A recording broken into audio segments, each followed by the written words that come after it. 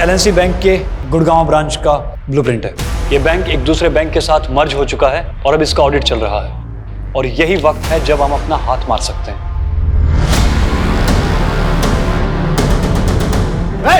कोई चला नहीं करेगा। तेरी तो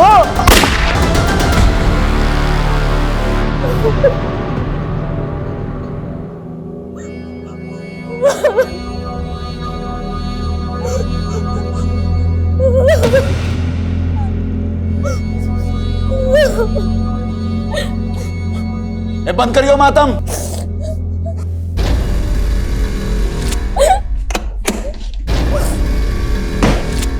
क्या शोर मचा रखा? हाँ, ये शोर मचा रखा? जाने दो मुझे। चुप बैठ चोरी, वरना हाथ पैर बांध के मुंह में सीमेंट ठूस दूंगा, समझी?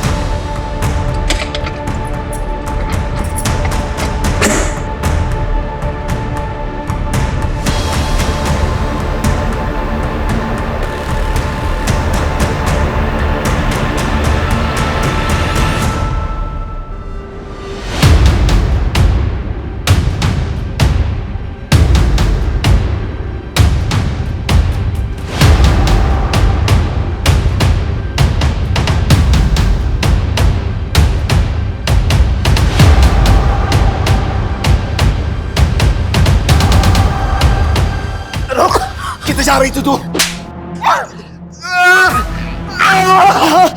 अरे रुक जा छोरी।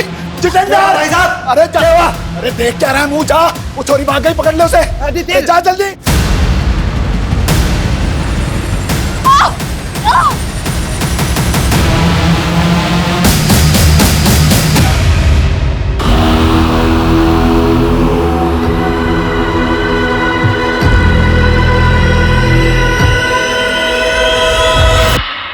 जब भी मेरी आँख खुलती है मैं सहम जाती हूँ। फिर सोचती हूँ शायद ये वो सवेरा हो जो मुझे आज़ाद कर दे।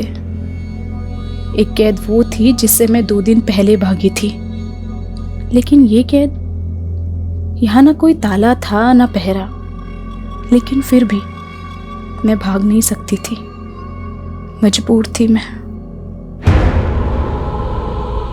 कब्र खोदना।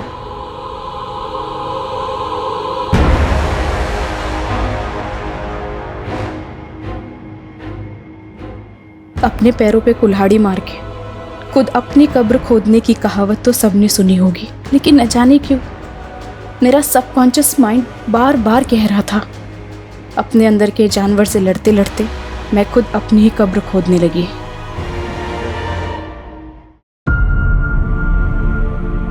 अब मैं दुल्हन बनूंगी और फिर आज़ादी।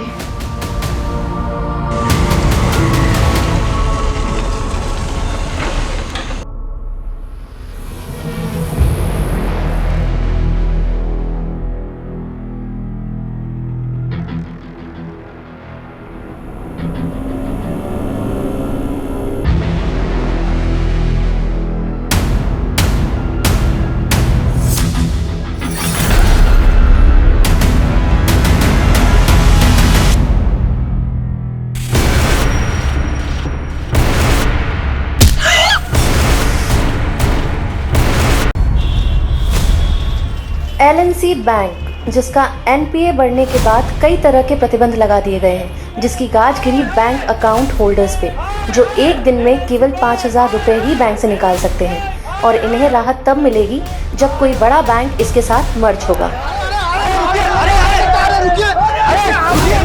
प्लीज सुनिए, मेरी बात सुनिए। देखिए, आप लोग शांत हो जाइए प्लीज, एक बार हमारी बात सुनिए। हमको नहीं सुननी कोई बात।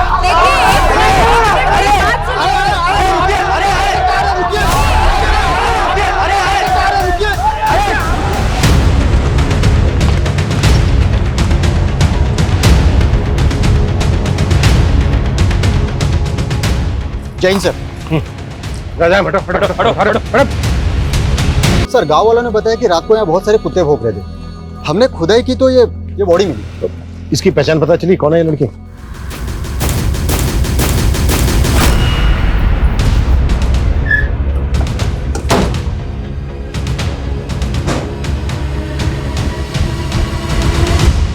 चौधरी जी। जी बोलो। हमें गांव के बाहर एक लड़की की लाश मिली है। वो लाश आपकी बेटी अदिति की है। ना, कोई बेटी ना है हमारी। लेकिन गांव वालों ने तो हमें यही बताया कि लाश आपकी बेटी अदिति की है। चौधरी जी, अगर ये लाश अदिति की नहीं है तो फिर अदिति है कहां? क्यों समय बर्बाद कर रहा है इंस्पेक्टर? जा, मनने और भी काम है।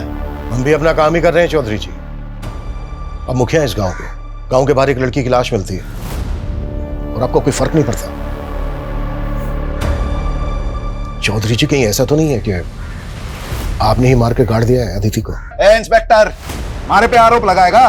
मेरी एक आवाज पर पूरा गांव घेर लेगा तन्ने। हरी सारी पुलिसिया धरी रह जाएगी। सर दरअसल बात यह है कि अदिति खुद घर छोड़ के भागी थी।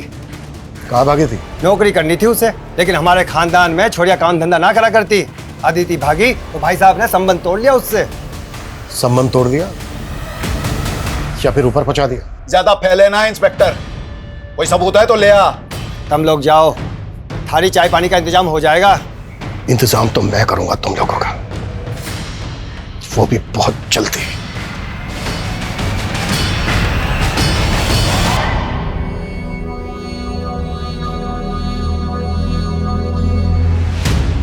सर मुझे तो साफ साफ ये मामला ऑनर किलिंग का लग रहा है। पर प्रूफ तो करना होगा। कविता, पूछताछ में कुछ पता चला क्या? सर गांव में तो महेंद्र चौधरी के खिलाफ कोई नहीं बोलना चाहता, लेकिन सर पड़ोस से पता चला है कि गुरुग्राम के कॉलेज में अदिति पढ़ती थी। अदिति के कॉलेज के दोस्तों से मिलना होगा और उसके घर वालों पे भी नजर रखो।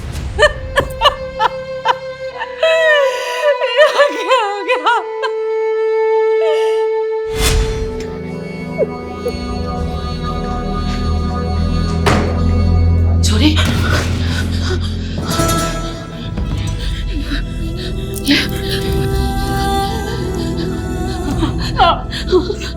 मुझे मेरे तेरे पापा के आगे कुछ ना जानती। मैं तो ना खाने के अलावा क्या कर रही है? क्या ये रोटी खा रही है? हाँ, निकाल अपने मुंह से, निकाल। हाँ, तू खाना खिला। हाँ, बेटी ने नाक कटवा दी और माँ शुद्धि भी ना होने दे रही। ताई, ये सब कैसे हो गया? दीदी सच में हमारा मन ना मान रहा। ताई, मन तो हमारा भी ना मान रहा। पर पुलिस वाले तो ये कह रहे हैं ना, आखिरी बार ठीक से देख भी हमारे अपने लड़का को। रोले जी भर के, मैं भी बाप सू उसका। अंतिम संस्कार ना सही, श्राद्ध तो करके ही रहूंगा।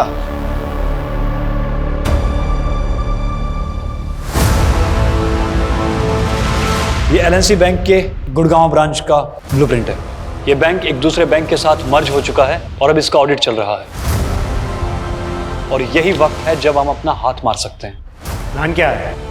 बैंक में 2 auditor, 1 manager, 1 assistant manager, 2 clerk और 1 गार्ड, कुल मिलाकर 7 लोग होते हैं। बैंक में एंटर करते ही कॉरिडोर में राइट साइड कैश काउंटर है, लेफ्ट साइड मैनेजर का कैबिन है। कॉरिडोर में सीधा जाते ही लेफ्ट साइड क्यूबिकल है, वहाँ पे सामने असिस्टेंट मैनेजर का डेस्क है और गार्ड के हाथ में हमेशा एक बंदूक रहती है। लेकिन लंच के बाद तकरीबन 4 बजे गार्ड स्टाफ की चाय के लिए बैंक से बाहर जाता है और उसी वक्त हम वहाँ पहुँचेंगे। और जैसे ही गार्ड बैंक से बाहर जाएगा, तुम बैंक में घुसना, मैं बाहर आसपास निगरानी रखूंगा।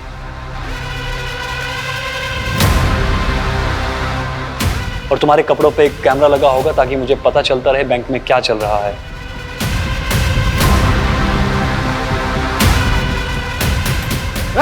कोई चला नहीं करेगा। अरे सबके सब मारे जाओगे। कोई कुछ नहीं बोलेगा।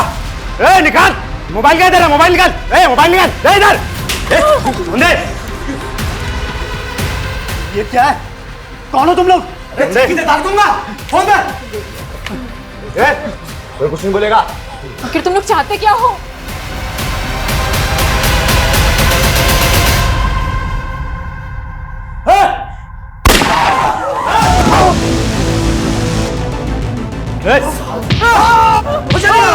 हाथ ऊपर करो, घुटने में बैठो। हाथ ऊपर, अरे बैठ, हाथ ऊपर कर। ओ मैडम मैनेजर, तुम कहाँ बैठे हो? लॉकर रूम कहाँ है? चलो लॉकर रूम चलो। अरे चल, बैठ ला, बैठ ला। चल जल्दी, खोल लॉकर, खोल लॉकर, चल जल्दी।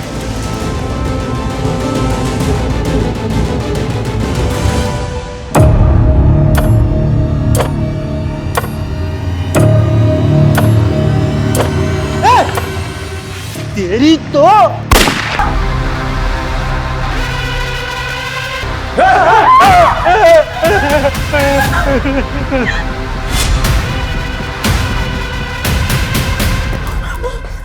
ये क्या मार दिया तूने इसको? अभी अरे गन तान रहा था। मैं सीसीटीवी रूम से आता हूँ, हार्ड ड्राइव लेके। हाँ ठीक है। रांधीन!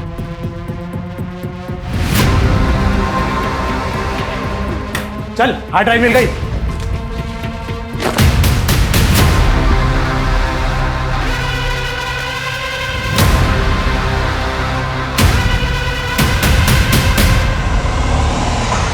पुलिस को फोन करो जल्दी से।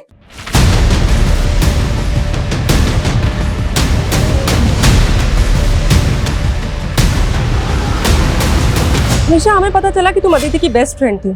अदिति तुमसे आखिरी बार कब मिली थी? काफी टाइम हो गया मैम, और वैसे भी अदिति कॉलेज कम ही आती थी। क्यों? क्योंकि पिछले 6 महीने से तो वो जॉब कर रही थी। लेकिन अदिति की फैमिली ने कहा कि वो जॉब ढूंढने के लिए घर से भागी थी। मुझे उसकी फैमिली के बारे में कुछ नहीं पता, और वैसे भी अदिति कॉलेज तो सिर्फ नाम के लिए आती थी, फिर भी उसकी अटेंडेंस पूरी होती थी। मतलब? जिस पर फैकल्टी मेहरबान हो, उसका क्या ही कहना। बोलना तो नहीं चाहिए, पर अदिति अपना काम निकलवाने में माहिर थी। हमारे HOD, उनके साथ उसका अफेयर था।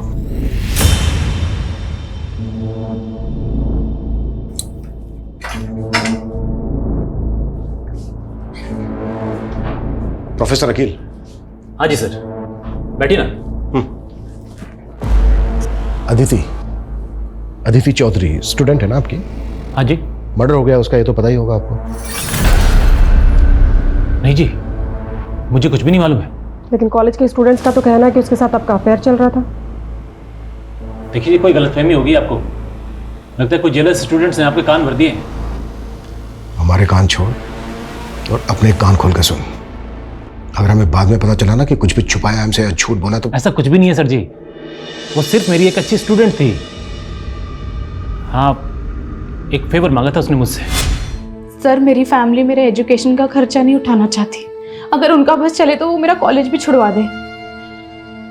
बैठो एक मिनट। पर अदिति, मैं इसमें तुम्हारी क्या मदद कर सकता हूँ? सर, मुझे एक जॉब मिली है, लेकिन कॉलेज के साथ जॉब करना मेरे लिए थोड़ा टफ होगा। सर, अगर मैं कभी एब्सेंट हो जाऊँ या फिर कॉलेज लेट आऊँ तो प्लीज़ आप मेरी 75% अटेंडेंस एडजस्ट कर लीजिएगा, ताकि मैं फाइनल एग्जाम दे पाऊँ। वापिस सोचो सर जी, ऐसे जरूरतमंद स्टूडेंट की सपोर्ट करना तो फर्ज है हम टीचर्स का।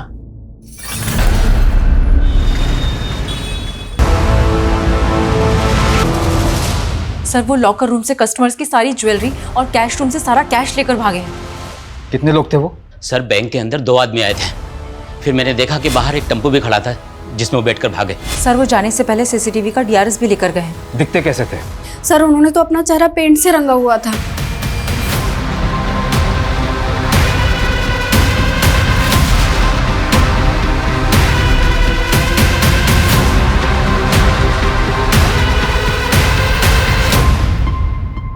कब से जॉब कर रही थी अदिति यहाँ? ये कुछ 6 महीने से। अभी 1 महीने पहले हमने उसे प्रमोशन किया था।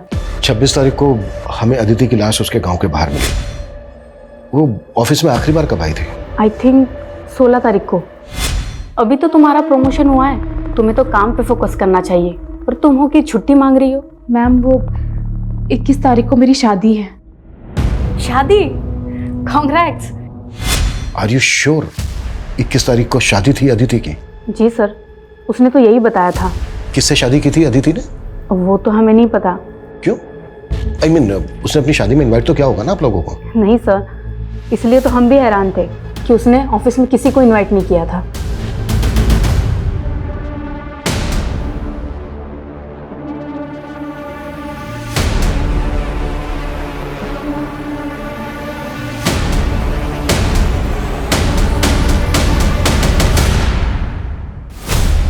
एक तरफ अदिति की शिनाख्त तक नहीं की और अब उसका श्राद्ध कर रहे हो। हमने क्या करना है क्या नहीं करना है इसकी फिक्र तम ना करो।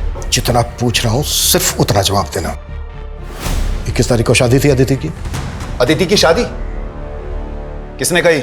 उसके ऑफिस वालों ने बताया, चाहे वो पिछले 6 महीने से जॉब कर रही थी। अदिति और जॉब लग गए से किसी और अदिति की जानकारी निकाल ली तुम लोगों ने? मैं अच्छे से पता चल गया है कि अदिति की हत्या की असल वजह क्या है। वो आप लोगों की मर्जी के खिलाफ जाकर शादी कर रही थी। ये बात बर्दाश्त नहीं हुई। हमने ना मारा उसको, ना हमको ये मालूम वो नौकरी कर रही थी। और जब से घर से भागी है तब से हमारे लिए मर गई। जब वो भागी है जब से तभी मर गई, तो श्राद्ध अब क्यों कर रहे हो? तभी करते ना। भागी कब थी वो? जहां से जानकारियां जुटा रहे हो वहीं जाकर पता कर लो। मारी चौकट पे तभी दस्तक देना जब सबूत हो। बहुत जल्दी मुलाकात होगी चौधरी जी।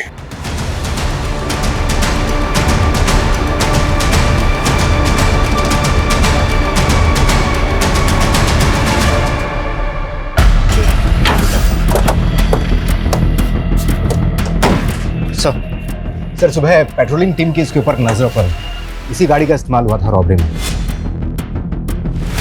जब मैंने इसके मालिक के लिए आरटीओ से पता किया तो मालूम चला कि ये गाड़ी पलवल से चोरी हुई थी। वहां पर तो दूर दूर तक कोई सीसीटीवी नहीं था।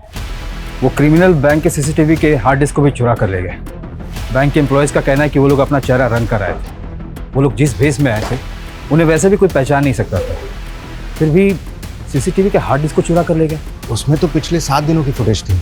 हो सकता है कि उन 7 दिनों की फुटेज में ऐसा कुछ था जो हमें क्रिमिनल की लीड दे सकता था। सर हो सकता है वो रेकी करने के लिए पहले आए। 7 दिनों से तो ऑडिट चल रहा है, कस्टमर तक को एंट्री नहीं है, सिर्फ बैंक का स्टाफ ही आ जा सकता है। क्या आपको लगता है कि बैंक का कोई एम्प्लॉय इन सब में इन्वॉल्व होगा?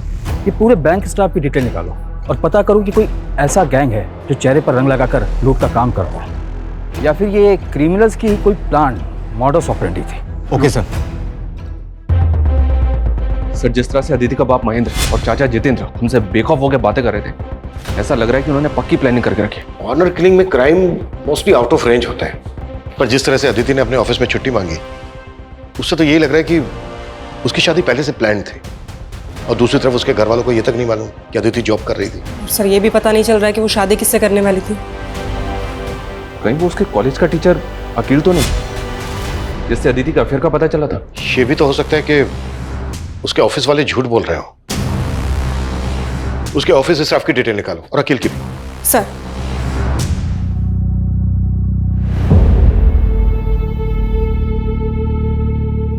एग्जाम्स के बाद क्या सोचा अदिति? किस बारे में सर? अरे हमारी शादी के बारे में। प्लीज सर, मैं आपसे शादी करके अपने सपनों पे फुल स्टॉप ना लगा सकती। और वैसे भी सर मैंने आपको कभी उस नजर से नहीं देखा। सर अदिति के गांव करसीगंज के पास एक गांव है बिसाकपुर। वहां का एक आदमी महेंद्र चौधरी के खिलाफ बयान देना चाहता है, लेकिन सर उसकी शर्त है कि उसका नाम केस में नहीं आना चाहिए। ठीक है, तुम लोकेशन भेजो, हम वहीं पहुंच रहे हैं। सर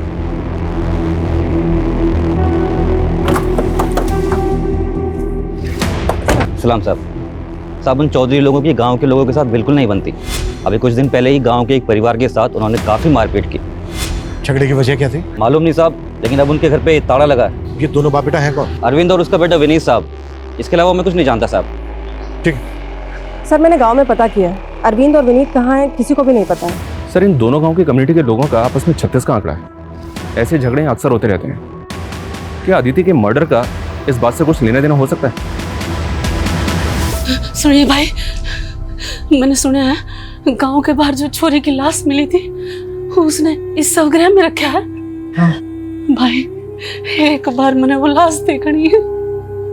ले पैसे, एक बार देखा था मेरी बेटी थी वहाँ, एक बार बस। सर अदिति के बाप और चाचा ने जिस सरविंद और उसके बेटे विनीत को पीटा था, उन दोनों के फोन पानीपत में एक्टिव हुए। पानीपत? जी हाँ सर, और खास बात यह है कि अदिति जिस कॉलेज में पढ़ती थी, ये विनीत भी उसी कॉलेज में पढ़ता था।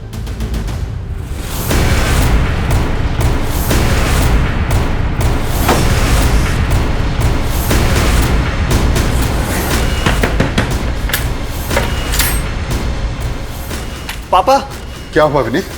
आप लोग?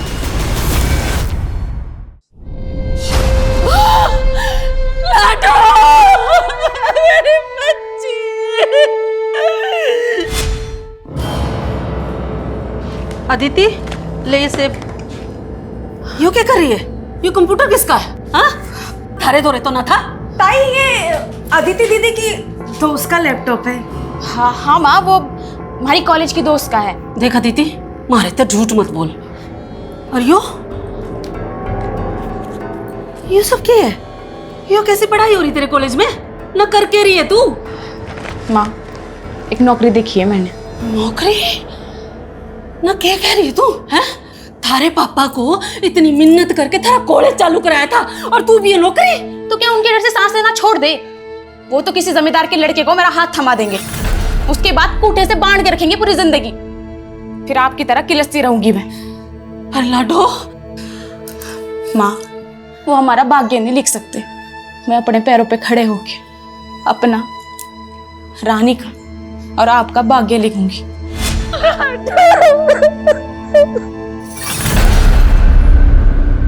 सर, ये बैंक की मैनेजर सुगंधा 10 साल से इसी बैंक में है। इसी बैंक में इसका लॉकर भी है जिसमें इसने काफ़ी ज्वेलरी रखी हुई थी। रॉबरी के दौरान सब कुछ गायब हो गया। सर, मैंने तो सोचा था कि मैं भी अपनी उन ज्वेलरी को गिरवी रख के कुछ पैसे उधार ले लूंगी। ऐसी क्या जरूरत थी जो आप गहने गिरवी रखना चाहती थी? सर, 3 महीने से सैलरी नहीं हुई थी। मेरे हस्बैंड भी यहाँ नहीं है। अपने सर्वाइवल के लिए कुछ तो करना जरूरी था। सर, ये बैंक की क्लर्क महिमा, इसकी कहानी भी अजीब है। सुना जिस दिन रॉबरी हुई उस दिन इसकी शादी थी। उस दिन इसकी शादी थी, फिर भी ये बैंक आई थी। सर, मेरे इस बैंक में 5 लाख की एफडी थी, लेकिन बैंक में 5,000 से ज्यादा निकालने पे रोक थी। तो मैंने अपने मंगेतर को बोला कि हम शादी पोस्टपोन कर देते हैं, लेकिन सर उसने रिश्ता ही तोड़ दिया। और सर, ये बैंक का सीनियर क्लर्क नवीन, इसका खुद का घर है, लेकिन रॉबरी से 1 महीने पहले ये किराए के घर में शिफ्ट हो गया था। सर, सैलरी ना मिलने से मैं अपने होम लोन की EMI चुका नहीं पा रहा था। लोन की रिकवरी करने वालों ने मुझे घर पे आकर परेशान करना शुरू कर दिया था। पड़ोसियों को मुंह दिखाना मुश्किल हो गया था। मतलब बैंक के एम्प्लॉय सैलरी ना मिलने से परेशान थे, और जब परेशानी गुस्से में बदल जाती तो लोग बदला लेने के लिए उतारू हो जाते हैं। बैंक के स्टाफ के एंगल को भी नकारा नहीं जा सकता। लेकिन सर, असिस्टेंट मैनेजर सुबोध के अलावा किसी के खिलाफ कुछ नहीं मिला है। ये वही सुबोध है ना जिसके पैर पर गोली लगी थी? सर, ये सुबोध 3 महीने पहले तक एक प्राइवेट बैंक में जॉब करता था। रॉबरी के 3 महीने पहले इसने इस बैंक को ज्वाइन किया, और जिस बैंक को ये छोड़कर आया था वहां इसके अकाउंट में 10 दिन पहले 30 लाख रुपए थे। असिस्टेंट मैनेजर के अकाउंट में इतने पैसे? और सर, रॉबरी के 4 दिन पहले इसने 10 लाख रुपए जयपुर के किसी अकाउंट में ट्रांसफर कर दिए थे। 10 लाख किसके अकाउंट में?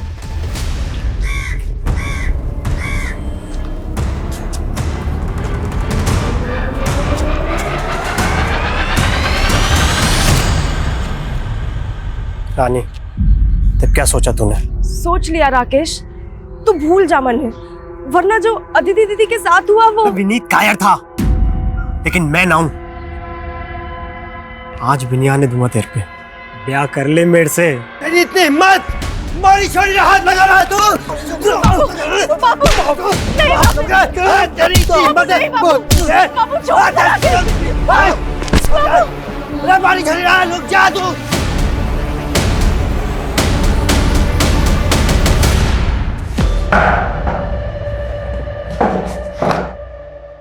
साहब, हमारा चौधरी की बेटी के मर्डर से कोई लेना देना ना है। लेना देना ना है तो फिर चौधरी ने मारा क्या तुम लोगों को? और देख, मेरी झूठ तो बिल्कुल मत बोलो, क्योंकि हमें अच्छी तरह से पता है अदिति कॉलेज में तेरी दोस्त थी।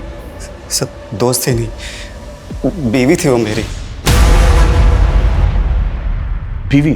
हाँ सर, 21 तारीख को हमने शादी की थी। हमने घर वालों की मर्जी के बिना शादी की थी, इसलिए अदिति के घर वालों ने हमें मारा है। हमारी बिरादरी का दुश्मन हो तुम। हमारी बेटी से ब्याह करेगा, जान से मार दूंगा। छोड़ दे चौधरी मेरे बेटे को। मेरे बेटे की खोपड़ी कराती जो तेरी बेटी को ब्याह के ला। चल पापा नहीं। चुप कर। पर वो अदिति को ले गए और सर हमें धमकाया भी तेरे जो इस सर पे चोट लगी वो कैसे लगी? उसी हमले में सर 60 टाके आए इसके सर।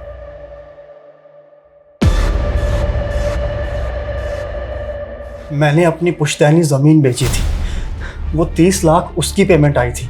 चेक किया हमने, 30 लाख आते ही 10 लाख रुपए तूने जयपुर के एक अकाउंट में ट्रांसफर किया इस कुणाल गर्ग को। अब बोल, ये कुणाल भी शामिल था ना बैंक रॉबरी में, जिसको तूने एडवांस दिया था? नहीं सर। झूठ मत बोल। कुणाल के अकाउंट से 10 लाख रुपए निकलते उसका अकाउंट बंद हो गया। सर आप खुद ही सोचिए, अगर मैंने ऐसा कुछ किया होता तो क्या मैं बैंक से ट्रांसफर करवाता? अच्छा, बड़ा स्मार्ट है तू। सर दरअसल वो पैसा मेरी बीवी छाया ने गायब किया था। ये मेरे अकाउंट से 10 लाख रुपए किसको ट्रांसफर किए तुमने? मैं क्यों ट्रांसफर करूंगी? झूठ मत बोलो, तुम्हें मेरे इंटरनेट बैंकिंग का पासवर्ड मालूम है। अपनी बीवी पर शक करोगे? चोर बोलोगे मुझे? और उसके बाद छाया घर छोड़कर भाग गई और अपना फोन भी बंद कर लिया। और ये कुणाल गर्ग तेरी बीवी का क्या लगता था, जो तेरी बीवी ने उसके अकाउंट में पैसे ट्रांसफर कर दी? मुझे कुछ नहीं मालूम सर, मैं सच कह रहा हूँ। कहीं ये सुबोध की बीवी का गेम तो नहीं? पता करो। देखिए भाई साहब, तालाब की एक मछली क्या गंदी हुई, पूरा तालाब गंदा कर दी। रहने दे तेरे प्रवचन, मैं तो पंचायती में व्यस्त रहता था, पर निकम में तू क्या कर रहा था? बस करो आप लोग, हमारी बेटी को तो बख्शा नहीं, पर अब एक बात बोल दो, रानी पे आज नाड़े दूंगी मैं।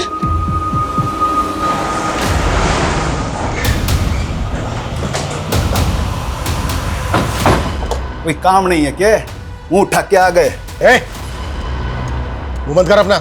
बहुत बर्दाश्त कर लिया तुझे। विनीत और अरविंद ने मुंह खोल दिया कि कैसे तुझे उन दोनों को मारने की कोशिश की थी। उन झुट्टों के बयां पे हथकड़ी पहनाएगा मुझे?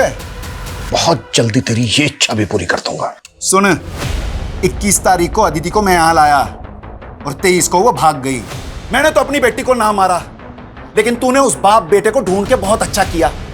सालों ने मेरे घर की इज्जत पे हाथ डाला है।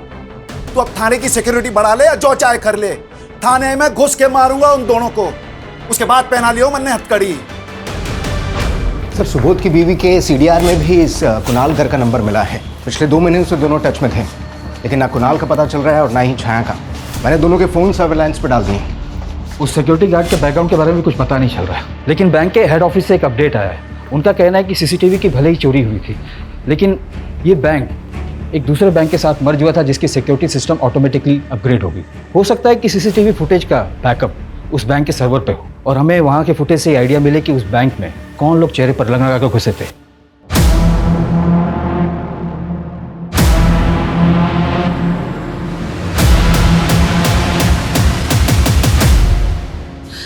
क्यों दया करे तने अदिति पे? यार जी साल में भी थी, जिंदा तो थी।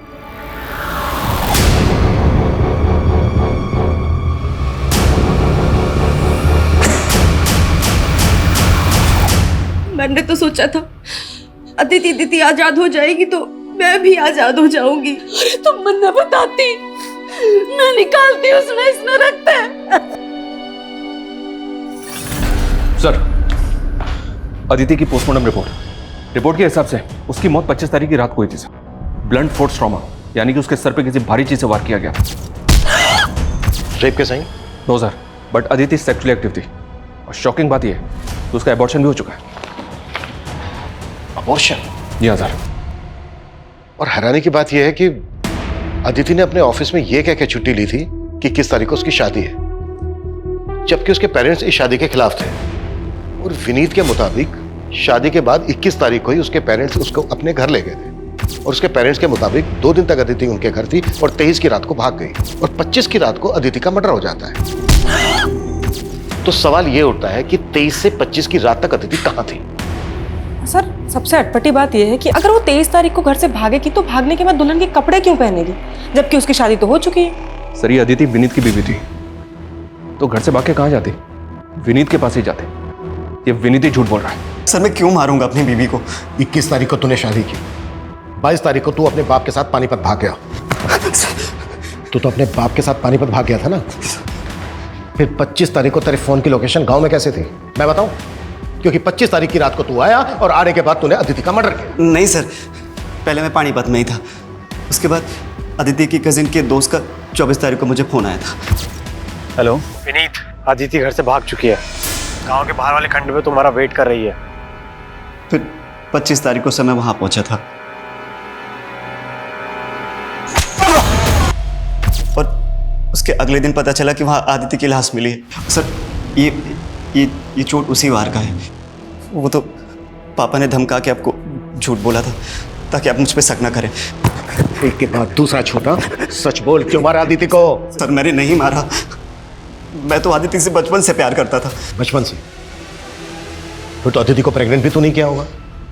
प्रेग्नेंट? पोस्टमार्टम रिपोर्ट से पता चला है कि शादी से पहले उसने अबॉर्शन करवाया था। ये नहीं हो सकता सर, शादी के बाद भी हमारा कोई फिजिकल रिलेशन नहीं बना। तो फिर प्रेग्नेंट कैसे हो गई वो? एक मिनट सर 1 साल पहले हमारा ब्रेकअप हो गया था और उसके बीच हम एक दूसरे से कभी नहीं मिले। वो तो शादी के 3 दिन पहले ही मेरी जिंदगी में वापस आई थी। दीदी तुम? सोचा था मुझे देखकर रास्ता बदल लेगा, लेकिन लगता है भूला नहीं मुझे अब तक। मेरी ईमेल का पासवर्ड भी ना तेरे ही नाम है। मैं तो तुझे कभी ना भूल सकूं, पर तू जरूर मैंने भूल गई। वो इसलिए कि फैमिली के खिलाफ जाने की हिम्मत ना थी मुझ में, और तूने भी कौन सी हिम्मत दिखाई? अगर तू हाँ बोली होती ना तो तेरे खातिर कुछ भी कर जाता मैं।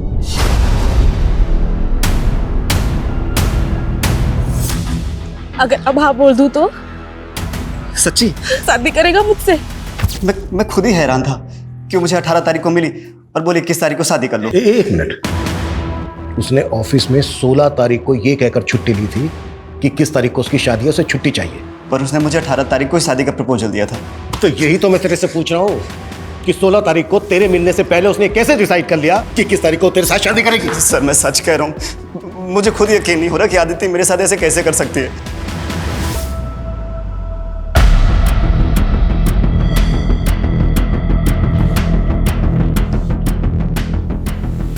छाया, सर मेरा इस बैंक रॉबरी से कोई लेना देना नहीं है। मेरा पति मुझे फंसा रहा है। नेट बैंकिंग के थ्रू 10 लाख ट्रांसफर हुए थे उसके अकाउंट से कुणाल गर्ग को, और तुम तो कुणाल गर्ग से बहुत मिलती जुलती थी। उसने मुझे धोखा दिया है। उसने धोखा दिया या तुम दोनों ने मिलके बैंक को? नहीं सर, मैं ही बेवकूफ़ थी जो मैंने कुणाल को डेट किया। उसे बिजनेस के लिए 10 लाख रुपए चाहिए थे। मैंने सोचा बिजनेस सेटल होते ही मैं उसके पास चली जाऊंगी, इसीलिए मैंने उसे 10 लाख रुपए दिए और सुबोध से झगड़ा करके उसके पास चली गई। लेकिन उसने 10 लाख भी ले लिए और मेरा न्यूड वीडियो बनाकर मुझे ब्लैकमेल करने लगा। कुणाल कहाँ है? उससे कैसे मिली थी तुम? सर मैं उससे सोशल मीडिया पर मिली थी, पर सर मैं सच कह रही हूँ, मैं नहीं जानती वो कहाँ है। मैडम मैं तो खुद राकेश के लिए परेशान हूँ। जब से वो रानी के बाप ने राकेश को मारने की धमकी दी है ना, तब से वो कहीं चला गया है। कहाँ चला गया? मालूम नहीं मैडम, मैं तो खुद आपके पास आने वाला था और मन तो ला गया है कि वो रानी के बाप ने कहीं राकेश को मार तो नहीं दिया।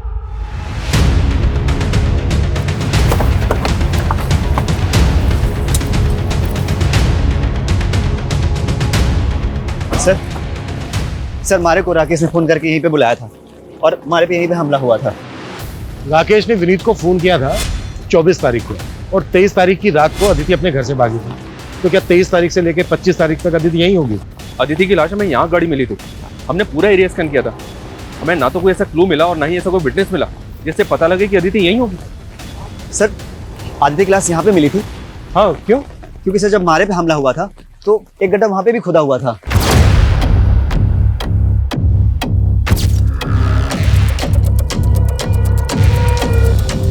शर्मा खुलवा।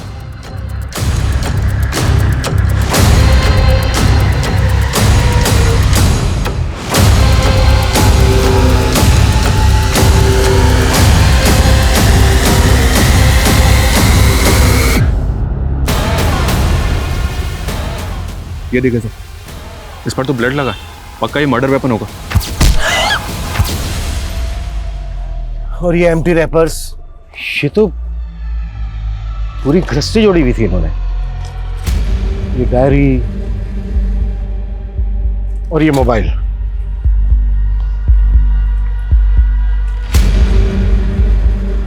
इस डायरी में लिखा है शादी के लिए मनाना डन, शादी करना डन, घर से भागना डन, कब्र खोदना, कब्र खोदना, दुल्हन बनना। अब मैं दुल्हन बनूंगी और फिर आजादी। जैसे जैसे इस डायरी में लिखा है ना, लगभग वैसा ही हो रहा था अदिति के साथ। शादी के लिए मनाना, उसने विनीत को शादी के लिए मनाया। शादी करेगा मुझसे? घर से भागना, वो घर से भागी थी। और कब्र खोदना, और उसकी लाश यही हमें गड़ी में मिली थी। उसने दुल्हन के कपड़े पहने हुए थे। और सर उसके बाद ये लिखा हुआ है आज़ादी। आज़ादी का क्या मतलब है? अदिति के साथ जो हो रहा था ना, शायद वो प्लान था। मे बी वो खुद नहीं कर रही थी, कोई करवा रहा था उसने, और जो करवा रहा होगा उसी ने मारा होगा अदिति को। और शायद उसी इंसान ने विनीत को मारने की कोशिश की। सर कहीं वो आदमी तो नहीं जिसने अदिति को प्रेग्नेंट किया? अकील तो नहीं है? मैं मानता हूँ सर, मैं मानता हूँ अदिति को मैं पसंद करता था। हकीकत तो यह है कि उसने मुझे खुद को कभी छूने तक नहीं दिया था। तो मार दिया उसको? अरे मैं क्यों मारूंगा उसको? उसके बाप को छूने की हिम्मत नहीं है आप में, तो मुझे अंदर कर दोगे? बहुत चर्बी है इकोनॉमिक टीचर में। डिमांड एंड सप्लाई का फार्मूला अपनाओ। डंडे की सप्लाई रुकनी नहीं चाहिए। ये रहम की डिमांड करेगा तब कहीं जाकर इसकी जबान से डिविडेंड निकलेगा। बोला 10 साल को। अरे ये क्या कर रहे हैं? रानी, रानी, तुमने राकेश से कहा था कि वो विनीत को कॉल करके उससे कहे कि वो खंडर में आए। हाँ। इसका मतलब तुम जानती थी कि अदिति उस खंडर में है। हाँ, मैंने सोचा था विनीत दीदी को भगा के ले जाएगा इस नरक से बहुत दूर, लेकिन और उस पर भी जानलेवा हमला हुआ। तुम्हें पता था कि अदिति शादी के पहले अबॉर्शन करवा चुकी थी? विनीत के अलावा और कौन लड़का था उसकी जिंदगी में? सिर्फ विनीत था। राकेश कहाँ है? नहीं मालूम। सर मर्डर वेपन और डायरी के साथ जो फोन मिला था, उस फोन में एक दूसरे नंबर का सिम मिला है जो अदिति के नाम पे रजिस्टर्ड है। मतलब फोन नंबर अदिति इस्तेमाल कर रही थी? उस नंबर के सीडीआर में सिर्फ एक ही नंबर है सर, जिससे अदिति लगातार टच में थी। और वो नंबर गुड़गांव पुलिस के सर्वेलेंस में भी है। गुड़गांव पुलिस की सर्वेलेंस में क्यों? सर गुड़गांव की एलएनसी बैंक में जो रॉबरी हुई थी, गुड़गांव पुलिस को लगता है कि वो नंबर बैंक रॉबर्ट्स का हो सकता है। गुड़गांव पुलिस ने मुझे अभी अभी कांटेक्ट किया। उनको इस बात का भी शक है कि शायद अदिति रॉबर्ट्स के टच में थी। जिस एरिया में बैंक रॉबरी हुई वहाँ के डम डेटा से हमें लगभग 60,000 एक्टिव मोबाइल नंबर मिले, जिसमें से 2 नंबर फेक आईडी थे जिसे हमने जीरो डाउन भी किया था। उन दोनों नंबर के सीडीआर में हमें ये एक नंबर मिला जो कि आपके अदिति के सीडीआर में भी आपको मिला था। लेकिन हमें अदिति के केस में ऐसा कोई क्लू नहीं मिला जिससे लगे कि अदिति बैंक रॉबरी में इन्वॉल्व थी। हो सकता है कि अदिति लुटेरा का कोई राज जानती हो जिससे उसको रास्ते से हटा दिया गया। आपके केस में और क्या क्या लीड्स हैं? हम अपने केस से टैली करके देखते हैं। हो सकता है ऐसा कोई लिंक मिल जाए जिससे दोनों केसेस के कोई डायरेक्शन मिल सके। ये हमारे सारे सस्पेक्ट्स की प्रोफाइल है। सर, एलएमसी बैंक जिस बैंक से मर्ज हुआ था उसके हेड ऑफिस से फुटेज आई है। फाइनली ये उनके मेन सर्वर से रिकवर करके डाउनलोड कर ली गई। ये तो चेहरे पूरी तरह से पोत कर आए थे। शुरू से देखने वालों ने इनका डिस्क्रिप्शन यही बताया। जिस तरीके से इनका मेकअप हुआ है, इनका असली चेहरा पहचानना तो बहुत ही मुश्किल है। इतना परफेक्ट मेकअप तो कोई प्रोफेशनल मेकअप आर्टिस्ट ही कर सकता है। सर, ऐसा मेकअप तो फोक डांस परफॉर्मेंस करते हैं। और सर, ये वेस्ट बंगाल के किसी ट्राइबल एरिया का आर्ट फॉर्म है। तो वो लुटेरे प्रोफेशनल डांस परफॉर्मर हो सकता है।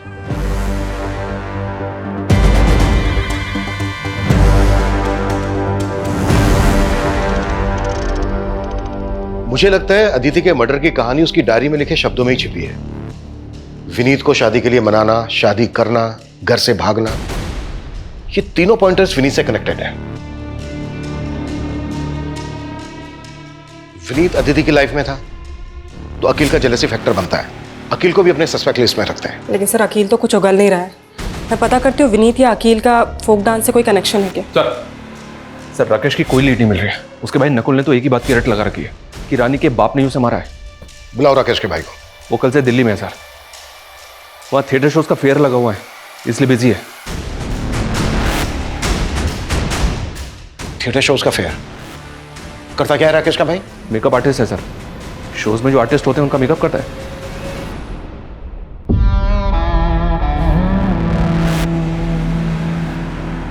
एक बात बताओ मोहित भाई, ये शो तक तो ठीक है, लेकिन शो के बाद मेकअप किस लिए कराते हो? तो आम खाना, पैसे मिलते हैं ना। हाँ, ये बात भी सही है। नकुल। जी सर। बैठ। भाग क्यों रहे? हाँ?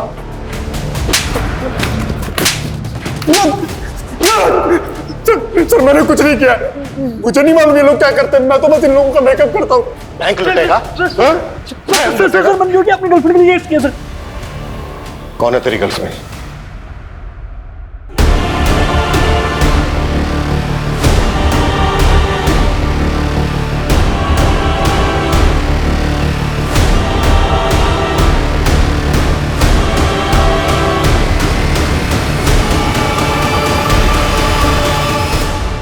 मेरे शोज देखने आती थी सर सुगंधा, हमारा अफेयर हो गया। लालच में अंधी हो गई थी सर।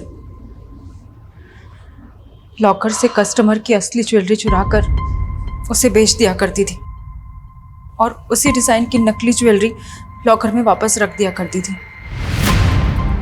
लेकिन दूसरे बैंक से मर्जर के बाद बैंक में ऑडिट होना था जिसमें मैं फंस सकती थी, इसीलिए मोहित के साथ मिलकर रॉबरी का प्लान बनाया। ये एलएनसी बैंक के गुड़गांव ब्रांच का ब्लूप्रिंट है।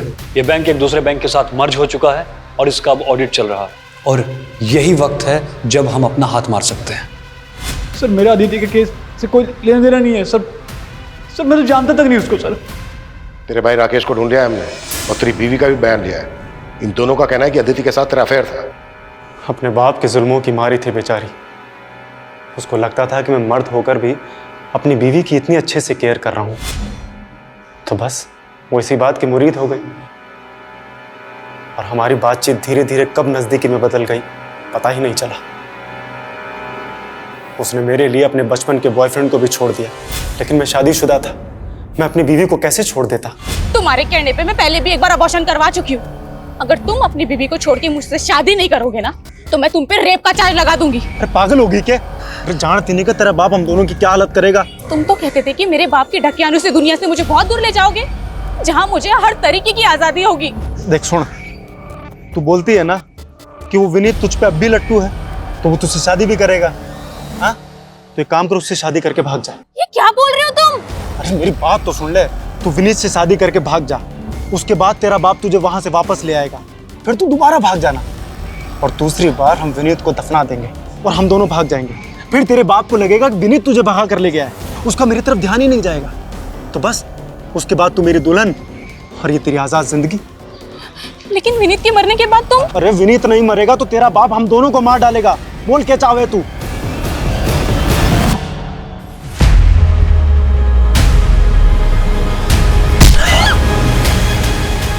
वो कब्र केवल मुझे तो विनीत को भी वहीं गाड़ना था, लेकिन वो बच के निकल गया। एक कहावत है, जो दूसरों के लिए गड्ढा खोदते हैं वो खुद उस गड्ढे में गिर जाते हैं। सही बात है सर। विनीत को मारने का फैसला अदिति की भूल नहीं थी, बल्कि एक गुनाह था। ताज्जुब इस बात का है कि जो लड़की बचपन से अपने पिता के जुल्मों से लड़ती आई, वो अपने अंदर के उस जानवर से नहीं लड़ पाई जो ये मानने के लिए राजी हो गया कि अपनी खुशी के लिए दूसरों का कत्ल करना होगा। पता नहीं क्यों अक्सर समझदार लोग भी सही और गलत के दोहराए पर आकर गलत का रास्ता चुनते हैं, जिसका अंत सही तो कभी नहीं हो सकता।